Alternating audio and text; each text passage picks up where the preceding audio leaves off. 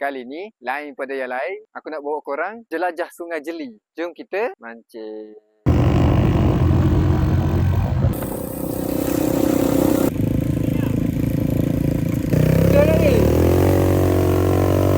Nampaknya tu salah naik. Dah sampai. Cantik luas pun luas. Air terjun. Waterfall. Tengok ni, cantik kan? Tapi bukan kat situ kita orang nak mancing. Kita orang nak naik ke atas lagi. Kali ni dapat tak dapat bukan cerita. Yang penting casting. Wah, cantik tu.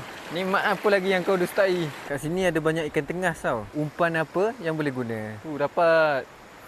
Dapat. Ui, selepas berjuta kali baling. Kenapa aku dapat ni? Walaupun kecil, okeylah ni. Hanyir. Dapat lesen. Apa ni? Tengas Boleh lah. Cantik. Banyak sangat tempat cantik sini weh. Pancing monyet bro. Mancing kat sini lah kita.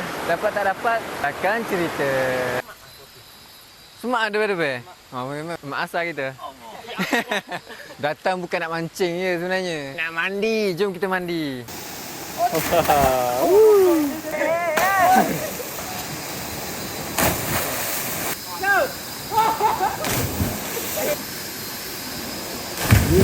Sakit dulu.